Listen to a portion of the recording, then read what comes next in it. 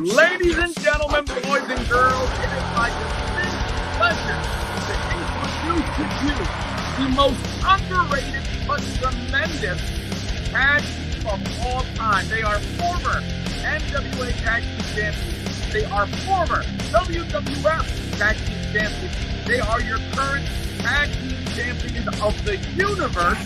They recently signed legend contracts with the WWE, and you can buy their merchandise on WWEshop.com and HotTopic.com. They are Mosh and Thrasher, the Headbangers, and I am your co-host. Do I really have to say the next part? Listen, you got to say what's on the paper. That's the contract, the deal we have. I am your co-host, and yes, I drink my own pee, Simon says. All right. Woohoo! Welcome. See what happens when you do that one time in the locker room? I should have read this before I signed that contract. See, that one time you think you're drinking apple juice in the locker room. Look what happens. You get a pee drinking name. And that's a true story. I'm so happy we do this show remotely. Hey, what's up, guys? Hey, so before we get started, I have a question for you guys. It's a question. So the NBA playoffs are going on, and I don't really watch the NBA season, but when any sport gets to the playoffs, I get invested. I want to watch, and I think it's more interesting. So there was a player on the Minnesota Timberwolves who missed basketball. Basketball, yeah. Okay. So he missed game 2. Now his team was up 1-0, 1-0. He missed game 2 because his wife was giving birth. So he missed game 2 to be there for the birth. So the question that kind of circulated was, do you miss a game when you're in the playoffs because your wife's having a baby? So my thought was, and I want to relate this, I'm bringing this back around to wrestling. But my thing is I guess it depends on the situation. Game 7 of the finals, no. I would tend to think you're missing the birth. Game 2 of round 2, when you're already up 1-0, it's not that big of a deal. But let me tie this back to wrestling. It's WrestleMania. Your wife's getting ready to go in. You get the message. Your wife's going in. That's game 7. I mean, that's WrestleMania. You're missing. Yeah, that's game 7. WrestleMania that's game 7. WrestleMania is the entire playoffs wrapped into one. Yeah, that's right. The thing is, obviously, we all know since we've all been on WrestleMania, right, guy? Yes. Yeah, obviously. Because it's not like, you got a guarantee of ever being, like, Game 7's Game 7. You don't have a guarantee of being in another WrestleMania. So, right. But if it's your first kid, and let's say it's your first kid, it ends up being your only kid. See, that's rough. That's a good point. If it's your own, first kid, I look at it more like this. I'm not a doctor. There's somebody else way more qualified than me to catch that little sumbitch when it comes out. Well, so don't give it on me. It also works because I have 4 kids. So, I mean, yeah. It's WrestleMania. That is game 7. That's the end all to be all. You're not guaranteed another one. So, I'd have to miss the birth. So you're like, fuck off, you're on your own. That's right. Go get them. Yeah, send me a tape. All right. Well, yeah. Wait, Chaz, before we move on, please move your camera down so we can see the rest of that shirt. Please.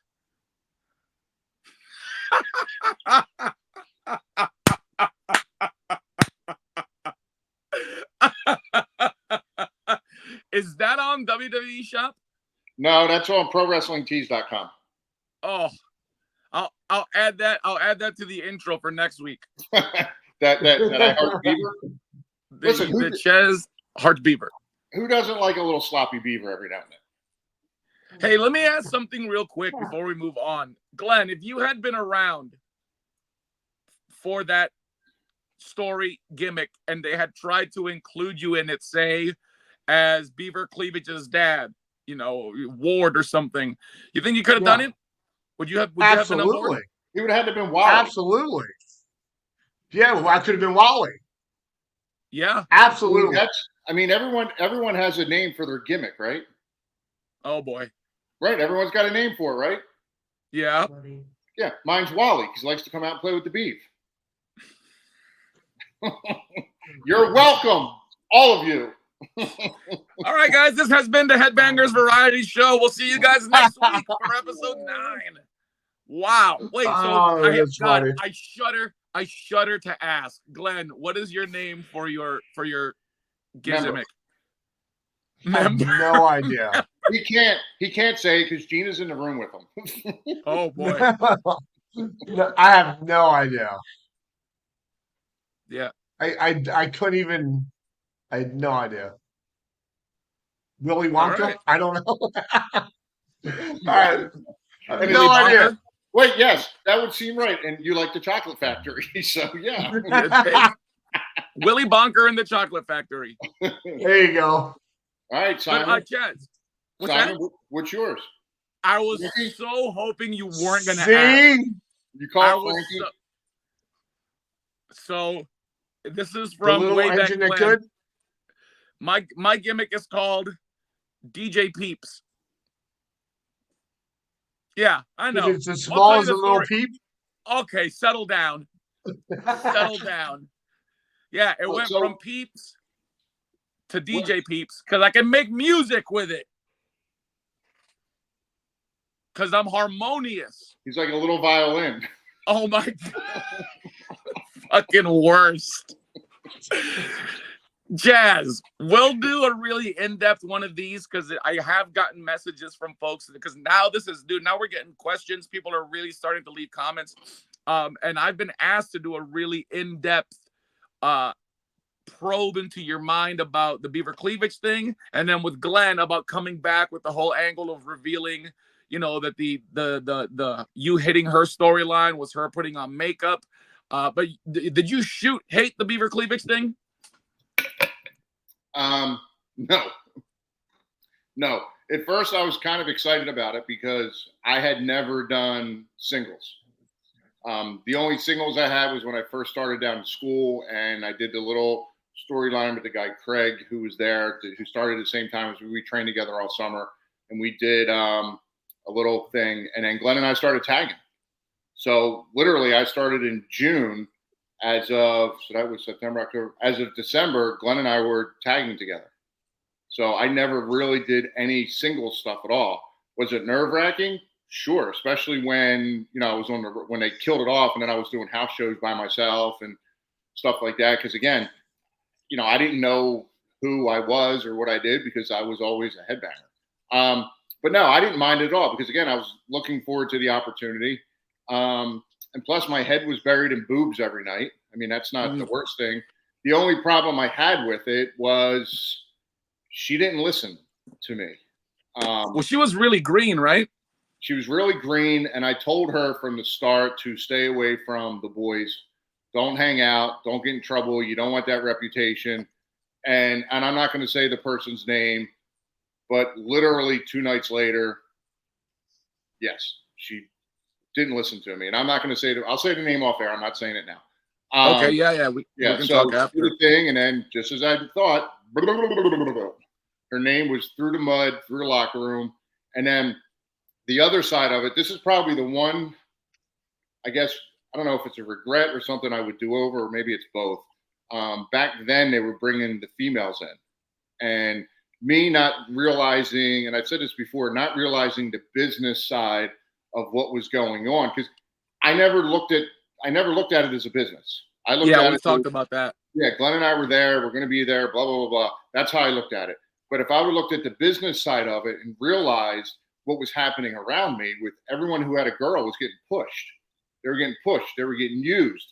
Oh, I would have held on to her and looked at her as a business. Like me now with business, I can look at someone and say, I don't like you person in my head. Well, actually, I can say it out loud. I don't like you as a person, but you're good for business. So we're going to get along business-wise, but we don't have to talk and hang out personally.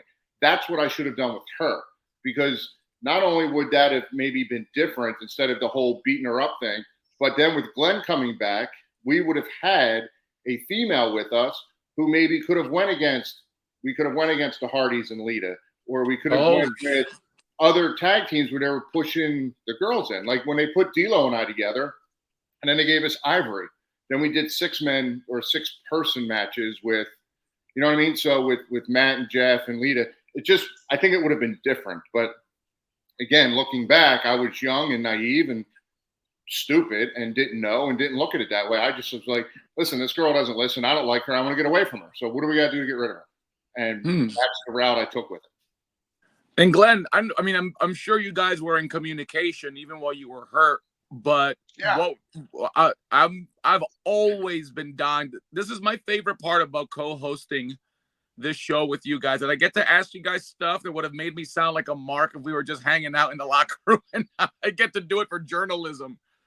So here's the funny thing: when I was being brought back, I was coming back as the evil clown Doink, and Bert, and not Bert, Bruce Pritchard was going to be my manager. So back then, I don't know if you remember, but Bruce used to go out to ringside and pick up, an item from the ringside, whether it be like a stop sign or a crutch or something like that. And then he used to run to the back. So what it was supposed to be is I was supposed to come back as the evil clown Doink, and I was going to use all those items in matches. So, I mean, we went as far as, so we were going to come back. I was going to come back, and we were still going to be apart. We were still going to do singles. Wait, hold on. They scrapped. Glenn, real quick, were you supposed to come back as Doink and us knowing it was Thrasher as Doink? Or just... No. Oh. Just Doink. Yeah, it was going to be the evil clown Doink. Hold on. They wanted him to grow his hair out, let his chest hair grow. So anyway, you have like 4 strands of hair hanging down. That's it. Right. So as it got closer, they kind of like scrapped the idea, and then they went to the GTV thing. Hold on a second. Of all the names I've heard discussed for GTV, I never even considered that it could have been for Glenn. Was that something they talked about? It was something that they talked about. They talked about it for Goldust. It was Goldust TV. It was never really, I guess, stapled to the fact of, after I discovered that she was putting the makeup on and stuff like that, there was no more GTV. It was over. So everybody assumed that I was the one behind the GTV. Yeah, because that never really got a payoff. No, because I was going to say, if that was it, because Glenn said it started before then, and everyone just kind of thought it was Goldust because he was part of what they were doing. And then it ended with Glenn doing it, but then it just ended. It just stopped. Right, it just stopped at that point. They never really did. I don't even know if they ever did it again after that. I'm not sure. I don't think so either. No, but Glenn, how did you feel about the Beaver Cleavage stuff when you were watching? Well, no, I mean, I understood. The last thing I wanted him not to do is suffer because of the injury and stuff like that. I always wanted him to make sure he was being taken care of and stuff like that. I mean, that it's just we weren't just tag partners; we were friends outside the ring too. So I mean, you never wanted to see him sit home because I was hurt. So I thought it was hilarious. I thought it was funny because I know how the whole Beaver thing started, with him and stuff like that. So it was just every time I saw it, I laughed because I knew the backstory behind it. Do you know the backstory, Simon? No, I was going to ask. Please share. So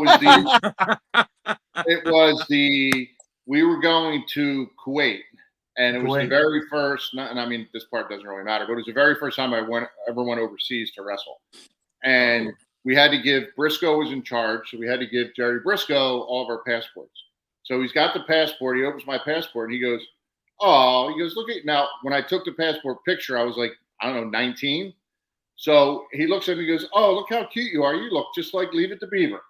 So literally from that point forward, he called me Beaver.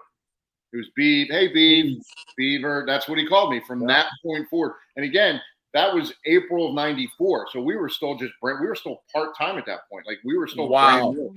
So that he called me Beaver, and then somehow this is when Bruce called me with this idea. This is what we want to do when Glenn was hurt, and I was like, "Sure, I'm in." Like I didn't give a shit. And then talking to Jerry years after, he's the one that actually said to Chaz, he's like, "Yeah, that was my idea to call you Beaver Cleavage." Dude, that is. So yeah, I'm finding out a bunch of stuff on this show, on today's show. Glenn, what exactly? How did you get how did you get hurt? So it was weird. It was I dislocated my knee joint during a match, and I want to say it was in the ring on Monday Night Raw. It was. I want to say it was leading up to. It was leading up to Survivor Series. So this was the match that we went out dressed as the New Age Outlaws and made fun of them. I went out as Puppy Dog Jesse James. He went out as dumbass Rockabilly. I had Zubas pants on. Glenn had little shorts made. We went out and I did the whole intro. Like we did their entire intro. It was leading up to Survivor Series, and we had a match against Mark Henry and D'Lo. And the winner of that match got to challenge New Age Outlaws at Survivor Series for the straps. Glenn dropped down clothesline. He ran into Mark Henry, and when he did, he kind of hit. I mean, this is what happened. He hit Mark Henry. Mark didn't bump, and it went, and he fell, and his knee just went, it just buckled. Yeah, just dislocated the knee joint. I got up. I continued the match. I went in the back. They popped it back in, and then I continued to work for the rest of, I think, that year. And then we were doing a show at Madison Square Garden. It was the very last show. That I think we were going to be at the Garden, and I had to tell Vince I couldn't work because of my name. Oh my God! At the Garden. I think that's when I went out and did the singles match with George the Animal Steel. How was that? It was fantastic. It was like 5 minutes of nothing. Literally 5 minutes of nothing. Because the angle was, this is when we had the nice fake foam belts right here. And the oddities thing was they wanted to be tag team champions of the universe. And it's funny, the video, it's on YouTube. The clip is great because it's the most politically incorrect thing. I mean, politically incorrect for nowadays, not then. Because I used the retard word. I called them all retards. I must have used it. If I used it 3 times, I used it 100. And I'm like, I'm making fun of George Steele. The whole thing. The whole point was if George Steele beat me, then they got a shot at the tag team championship universe belts. That was the whole stupid premise of the match. Yeah. Did he go over? Oh yeah, he went over. Yeah. Of course he did. Of course he did. He had the gimmick. He pulled the gimmick out and he hit me with the gimmick. But literally, I kid you not, most of the match was just me running around going, look, he cut a promo, I cut a promo, I'm going, running around the ring like this. And then somehow he does his turnbuckle gimmick. He's got this gimmick. He hits me. He rolls me up. 1, 2, 3. The match is over. So on this point, we're going to do something reverse because I just realized I didn't give you guys a question to answer before we started recording. Correct. You did not. So what we'll do for this show is I'll give the question on the air, but you guys don't give an answer. Okay. Because how many people now, literally, how many people now that are alive and in the business can say they had a match against George the Animal Steel? Right? That's awesome. But my question is, we talked about your least favorite tag team. We talked about an opinion-wise for tag teams for today's, but who, tag team or singles, who was your one mark-out moment match? Like the match where, you know, you're standing in the ring and you see the person coming and you're like, holy fuck, I can't believe this is real. We probably have the same answer. So don't answer yet, but tell me that, is it a tag team? Yeah. Okay, because I have 2 answers. I have 2 answers also. For a singles and a tag team? Yes. Mine are both tag teams. I know what Glenn's is. Mine are both tag teams. I know who's Glenn's single and his tag team is. So let's start the show off next week with us, Glenn and I, trying to guess each other's answer. Yes. Yes, let's We'll make hold let's up make a little note cards. of that. No, that's perfect. Yeah. Because No, what we'll do. That's no fair. No, what we can do is we'll each have to text Simon separately, not in the group chat, to give the answer so there's no flip flopping. Bingo. Well, I'm writing it down right now. And I'll verify whether that's real. Text me. Yeah, because I mean, that's, I've asked this question to certain people before where they put on the, oh, man, I'm just a professional. Shut up. If you are a fan of the wrestling business, you had to have at least one moment where. Oh my God, yeah. I've had multiple moments of standing. I'm not ashamed to say it, and I've stopped in the middle of the ring and done it and shown it, going, I have goosebumps right now. I've had goosebumps a few times in the ring, and the one time, literally, I have it on video, standing there going, look, I have goosebumps all over me. So that's when we did the NWA. That's when we returned to NWA for the pay-per-view, and the ovation we got when we were in, what was it, Cleveland? Cleveland. That was Cleveland. It was just unbelievable. I mean, because we always think that everybody forgot about us and stuff like that. We walked out there, and it was just amazing. It was unbelievable. Yeah, we talked about that a little bit about, you guys are immortalized. But there's goosebumps for that. And then there's the kind of goosebumps / butterfly of this person that is coming to the ring, this entrance music that I'm hearing right now. I heard in my, infancy or my formative years. And now this person is a colleague, a contemporary. I can't believe I'm sharing the locker room with this guy, let alone sharing the ring. I mean, when Frankie and I got to wrestle Demolition for Frank Goodman, Frank, like you, Chaz, stood in the ring. Yeah, dude. That's all. Oh, my God. Those are badass. Yeah, Frank stood in the ring and held up his arm and said, dude, I have freaking goosebumps right now. Are you sure those were goosebumps and just not a rash from not showering? Yeah, I didn't stand too close. All right. Are we ready? Ladies and gentlemen, boys and girls, buckle up and screw your thinking caps on tight because it is Glenn's Pet Peeve of the Week. So my pet peeve of the week. Last week. We got to find. You want me to just say it? I was going to say we got to find music for this when Simon does the intro. Yeah. Pet peeve of the week. So my pet peeve of the week is SA, social awareness. And I say this, and it could be anywhere.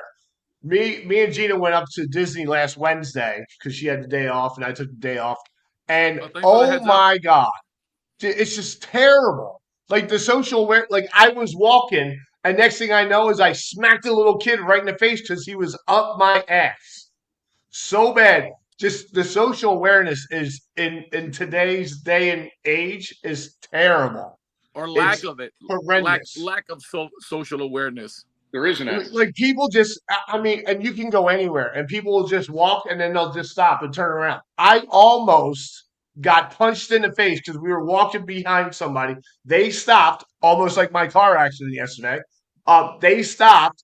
He turned around and pointed, and I was like behind him, and I almost took a bump to the head and stuff like that. So, social aware people, be aware of things around you.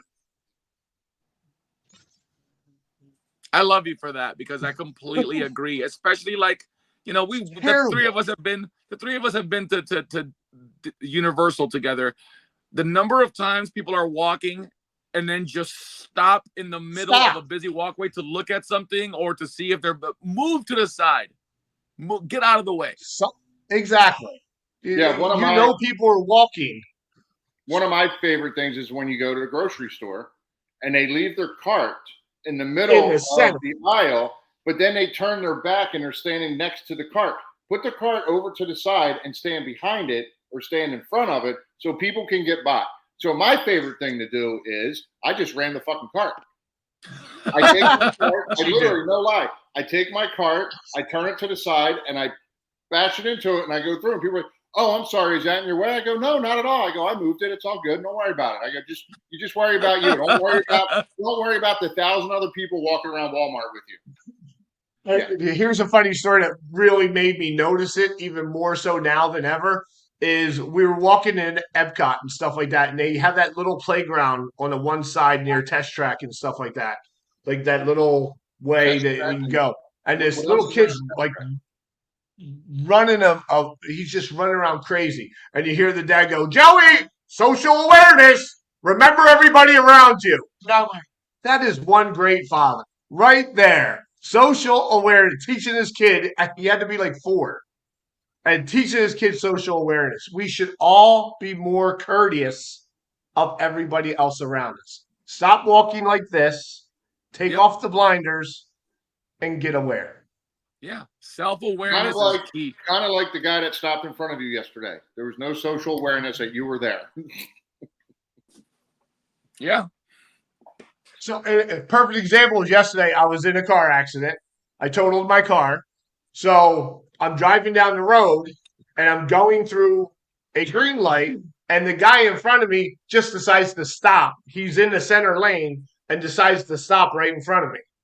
So, I plowed in his ass, and yeah, All up in that ass. I was gonna say, all up in that ass. And of course, you it got was my fault because I hit him with the front of my car. You hit him in the ass. So, yeah.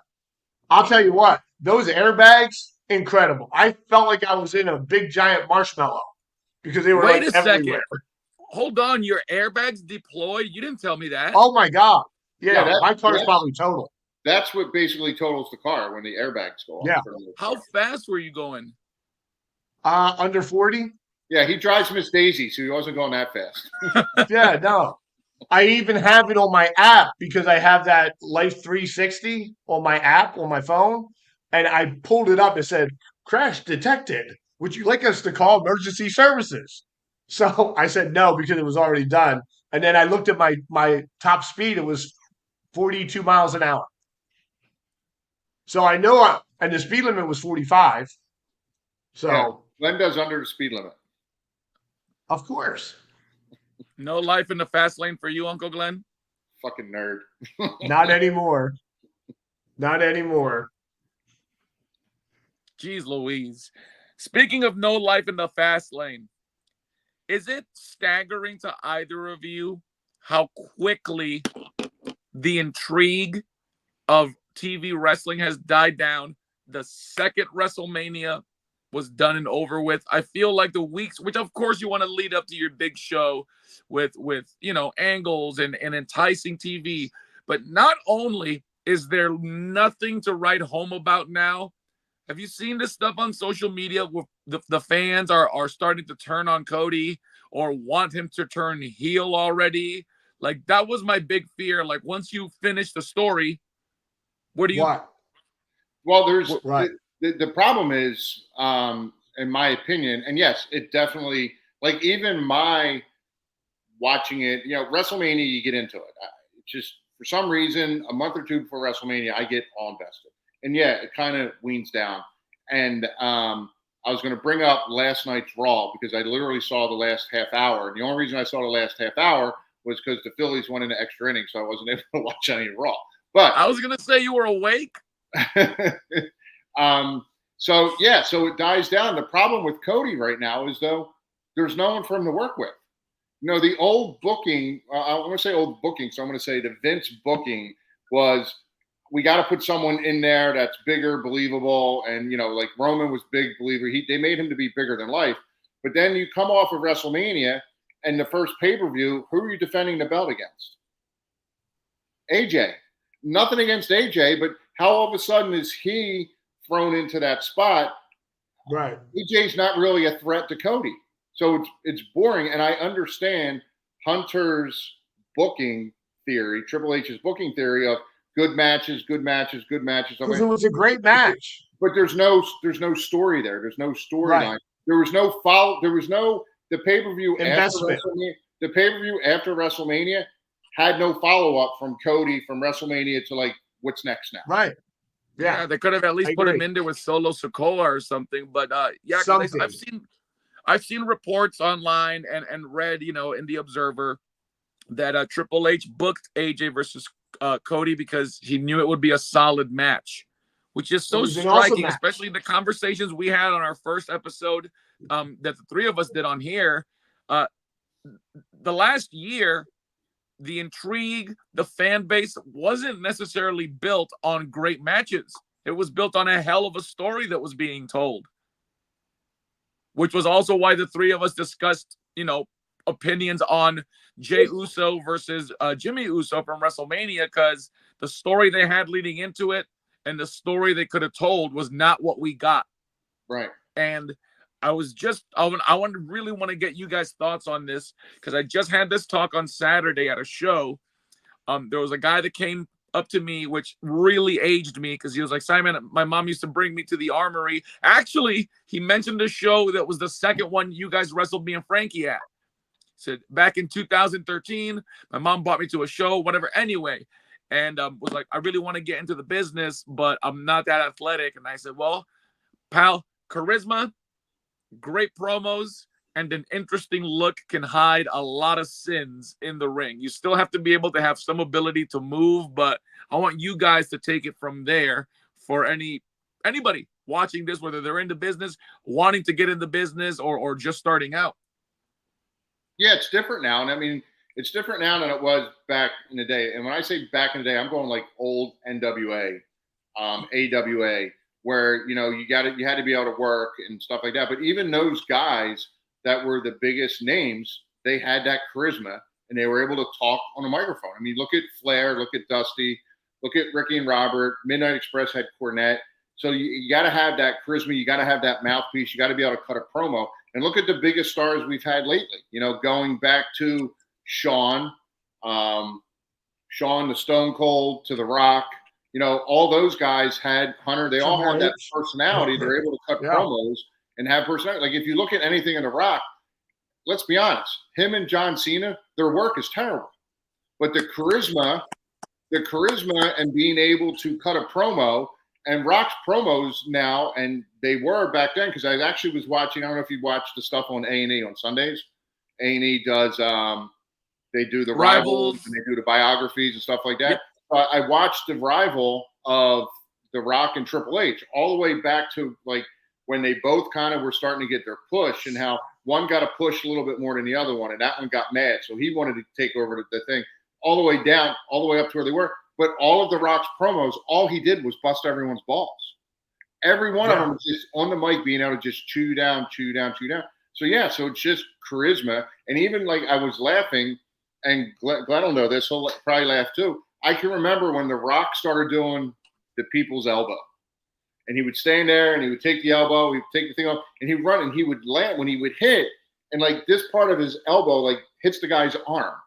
We actually went up to him and we're like, Rocky, like, you got to lean into it. Like, if you're going to do the corkscrew thing, like, lean into him. Like, don't just fall down like you barely hit him. And he's like, no, I got this. I'm good. Thanks. We're like, all right, that's fucking stupid. It's the biggest fucking move ever now. like who's stupid? Yeah. We are. But my point is, the work isn't that much. Yeah, his look is great. And, he learned and he got a lot better and stuff like that. And then he had, Hunter is a great technician. So he was able to carry him through a lot of their matches. But to answer your question, yeah, you don't have to be the best worker in the ring to get over anymore. It's about, like you said, your look, your charisma, and if you can cut a promo, that's literally 80% of it at this point. Now, Glenn, real quick before you answer, the perfect example of that whole thing, Simon, right now is, where does NXT talent come from? Outside of the business. Oh, they get it from college wrestlers, college football players, people that didn't continue on in college. That's where they go and look at it. We know for a fact that Jerry Briscoe used to be a scout, and he used to go to the college matches to scout for NXT to bring them into the center and stuff like that up in Orlando. So it's not always, on the ability to be the most athletic wrestler or anything else. It's more of a whole package and stuff like that.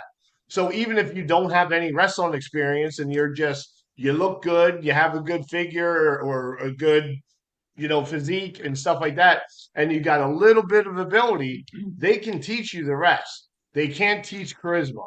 No. I don't think you can go in and pick somebody and go, I can teach you charisma. Because if that was the case, let's go back to Doug and Phil, they would have been taught charisma Oh, at some point in their careers. great See how I callback. wrap that all up? Great callback. A line that I said to the kid I talked to was, you can literally train a circus chimp to run an international spot. You can train them to go through the motions, but you can't train them to go through the emotions. Correct. True story. That's good, right? Should I get that on when a I was t-shirt? brought up, that was good. When I was brought up, I was told 100% it's harder to make the wrestling believable to the fans to get them invested into you by getting your ass kicked. I mean, look at some of the best sellers in the business. Ricky the Dragon Steamboat, Ric Flair, Shawn. Arn Anderson, Shawn all Michaels. these guys, Ricky Morton, they would take an ass whooping like nobody's business, and the people got behind it and were invested in it. You can't teach that. You either have that charisma or you don't.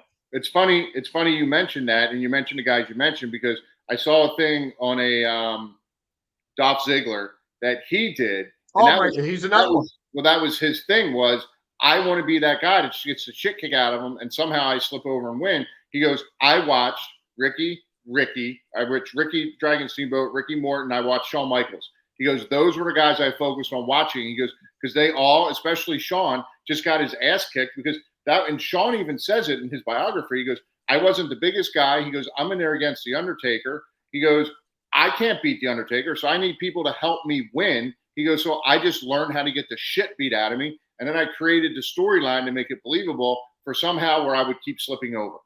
And back then, obviously, that's when DX was starting to come in and things like that. So, yeah. So the last tidbit I want to throw in about this, because this is a conversation, it's poignant, and I feel like 60s, 70s, 80s, the business was more about, Chaz, like you said, can you work your work rate, even if you weren't the biggest character, especially in, late 70s, early 80s, if you could go like a Steamboat, like a, Playboy Buddy Rose, guys that looked unassuming like him too, that could work. And then in the 80s and into the 90s, we got big characters, bright colors.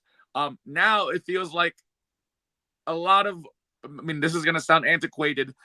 Psychology's out the window. Kayfabe is out the window. Guys are doing tornado DDT into Canadian Destroyer to feed up for 5 super kicks. And then, that being said, how much do you guys think now, in this day and age, the year 2024, the year of our Lord and Savior, Stone Cold Steve Austin, what do you think the ratio is of work rate versus what you guys were just talking about? Charisma, character, persona. Right now, if you had to give that breakdown to somebody you were training, would you say it's 80% character, 20% moves? Would you say it's 50-50? Would you say it tips the scale in the other direction? I would actually think now, because it is such a spot fest, it's probably 70% moves, 30%, Mike stuff. I mean, let's call it what it is. I mean, you just said it yourself, Canadian Destroyer into whatever that was. We didn't do that. We had characters and stuff like that. So I think it's more now a move-based business on, spot after spot after spot. I don't necessarily agree with it, but I think that's where I think it's maybe 65 moves, 35, mic work, charisma, and stuff like that. Because it's still to this day, it's true. They give mic work to the ones that can work the mic. They're not going to give mic work to somebody like, Jungle Boy or something like. But by the way, he did have a very excellent promo the other day. Stop it. A couple weeks ago. Stop it. No. Yes, no, he did. No. He did. Chaz, it was real. Who? Who had a promo? Jungle Boy. Who the hell's Jungle AEW. Boy? AEW. I'd have to turn that channel on. So yeah. I don't know who that Chaz, is. but what do you think about that? On Facebook. I think it's I'm like 60-40, but I think the 60 part is more charisma and how you look, and the 40% is the work side. Because right now, because I seriously think they can hide the work by a shorter match, by letting them go in and just do a couple of things. I still think the charisma side is there, because you look at the guys on top, they all have some kind of, they can talk, they have some kind of charisma, which is obviously why they're on top. But if you watch the bottom guys, it's more haha. And I'll use, the hell's his name? He's with Chad Gable. Otis. I mean, and again, nothing. I don't know him. I've never met him. I'm just going off of the character I see on TV. There's no work. All he does is run into people. Doesn't do anything. But he doesn't do anything. So but he's got that goofy character behind him. That's the part that gets him over. And then it's the same thing with the other guy. I can't think of his name. Big something. Big Cass? Big E? No, he's another one. He just looks like a big giant bowling ball. Oh, Bronson? Bronson. Same thing. Like, okay, he comes off the top rope. He can climb to the top rope, but there's no charisma either. But they keep the matches short. They're not going half-hour matches on TV. They're not getting those 2 segments. You know what I mean? They're not getting 2 segments on the show. I see. It's funny because I see those 2, and I know the 2 that you're talking about, and I think back to the old days with King Kong Bundy and Big John Studd and stuff like that. They were the guys in the ring that you just looked at and went, holy shit, wow. They're 2 big guys. They both go to the top rope, and they both do things that make people go, holy shit, I couldn't do that. So even though, they get over with their ha-ha and their bigness and stuff like that, they're using what they have to get over. So I think that's good. Yeah, I'm not saying it's bad. I'm just saying I know the difference. It's just the difference. That's all. Well, folks, we are reaching our post 40-minute time limit, so I'm going to call the go home. Next week, there's a couple of topics that I'm going to let the listeners know right now we're going to talk about. I'm going to talk to Glenn and Chaz about the Ronda Rousey situation, the whole Drew Gulak firing. I want to get your thoughts on that. I'm going to ask the boys their stance on the notion that there is an actual war between AEW and WWE. And the big one, we haven't talked about this yet. I'm going to get Mosh and Thrasher's thoughts on the Vince McMahon scandal situation right here on the show from 2 people that met Vince, that worked for Vince. We've never talked about it. We're gonna talk as much or as little as they want to talk about it. Plus, find out the answers to the questions. Who are Mosh and Thrasher's goosebump-inducing opponents, and if they guessed each other's answers right. So, on behalf of Glenn, on behalf of Chaz, on behalf of Mosh and Thrasher, the tag team champions of the universe. We didn't give the question from last week. We gave the answer to the question. Good call. So last week there was a bit of confusion, and we worked. Sorry, I have diabetes. I'm diabetic. Why don't they call livabetes? You're living, right? Yeah. Exactly. It's offensive. Exactly. So there was some confusion, but we ended up on the same page when Chaz played it back for us earlier. I asked Glenn and Chaz, who do they think is the most overrated tag team? Overrated. Now, it didn't necessarily have to be someone that they've been in the ring with. The week before, I asked who their least favorite tag team to have been in the ring with, but this was overall who was the most overrated tag team, and we're going to start with Chaz. Chaz, who do you think is... Mine was, at least because who we worked, was the Headhunters. They were literally... I actually just saw Glenn sent the thing out, and I actually read it. They talked about how they were like 6'2", 6'3", 350 pounds. I'm like, they were like 5'9", 5'10". 350 pounds. They With their just boots on. when they came in and they just did a run-in. I know they did something with one of the Royal Rumbles, then they repackaged him. Cornette brought him out, and we were literally like, we have to get squashed by these guys for what reason? And then they never came back. And Jazz, are these the guys that look like miniature versions of Abdullah the Butcher? Yes. They were from Puerto Rico. Yeah, so they may have been great in Puerto Rico. They may have been great in Japan, the one place I haven't been to yet. So if anybody wants to get me booked there, go right ahead. But anyway, I just think for us, they were probably, while we were in WWF, WWE, whatever, the most overrated. They were brought in. They were the drizzling shits. Even in the article that Glenn sent, when I clicked on it and I read it, it even talked about how Davey Boy, because we were in a match and they came in and interfered, how Davey Boy was like, I'm not putting them over. And Davey picked one up and slammed him and then got out of the ring. I got left, yeah. Yeah, and he left. He got out of the ring. So, yeah, so that's my most overrated. So all right, Glenn, you're up. I obviously went the other way. I agree with that one as well. With the headhunters or whatever they were called.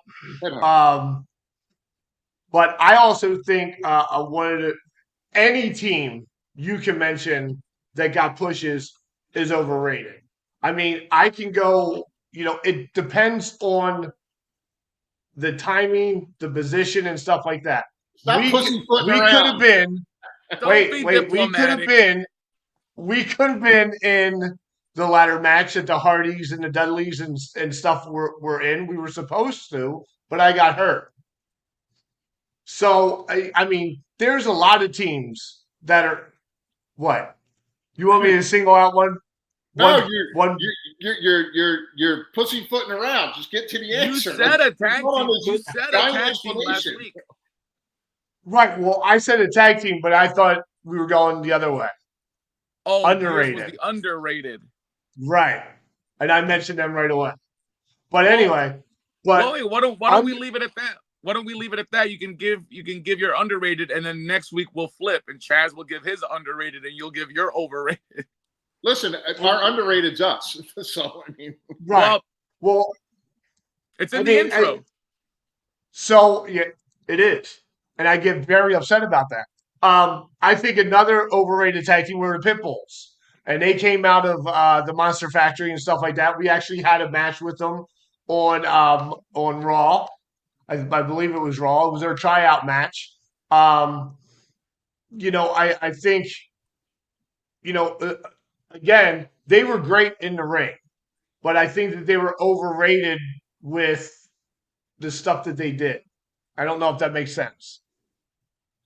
I think they were in a time where there wasn't as many tag teams out there, I guess. I don't know.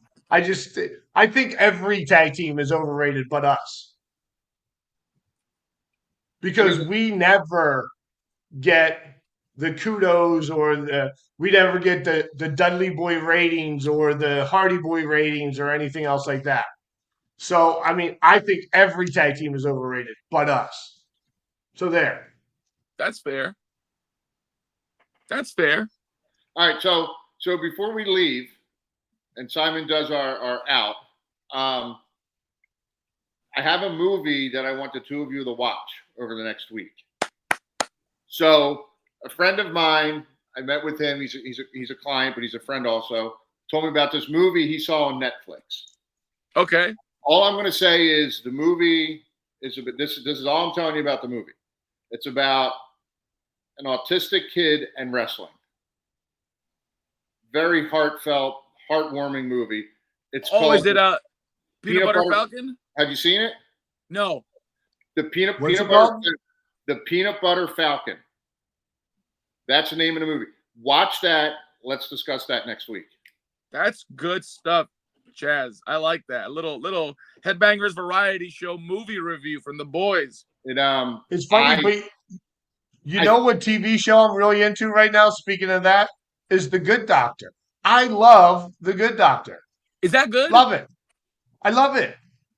He's awesome. Damn. I love The Good Doctor. Dude, I just started binge watching X-Men 97 on Disney Plus. What? Glenn doesn't know what that is. It's superhero stuff. X-Men. What's that? Glenn, I've been telling you this since 2012. I need you to binge watch Dexter on Showtime. I have seen Dexter. I've Did you even watch- seen season 2. What, you watched the new release? Saw the new Dexter. Oh, I saw the new Dexter. I love Dexter. I need you to watch the Chaz. I know you said you refused, but I would love for you to watch it. I started watching it, and I was like 4 or 5 episodes in, and I just couldn't. It didn't keep my interest. I know the first couple episodes of shows, you got to kind of get into everything. I literally was like 4 or 5 in, and I couldn't. It wasn't one of those where the episode was done, and I had to turn it off to force myself to go to sleep. So if that doesn't happen for me, I don't get fully. I need that to go, oh my God, what's going to happen? I need to watch the next episode. If that doesn't happen after like 5 or 6 episodes, tapping out. All right, well, start thinking about also revealing to our watchers, our listeners, our followers what your favorite TV show of all time is and your top 5 favorite movies, because I'm going to ask you that soon in no particular order, top 5 favorite movies. But gang, on behalf of Glenn, on behalf of Chaz, they are the undisputed tag team champions of the universe. You can check them out on social media. Give the show a like. Hit that notification bell to stay updated when the show releases. And you can email me your questions you want asked. SimonTimeTrivia@hotmail.com. Join us on June 26th as we celebrate the Headbangers invading WWE 2K24, as well as RingsideCollectibles.com, where you can see the release of their brand new upcoming Mattel Elite WWE figures. Check out WWEshop.com and Hot Topic to get your Headbanger shirts. My name is Simon Says. He is Mosh. He is Thrasher. And we are out of time. Good night, everybody. Peace out.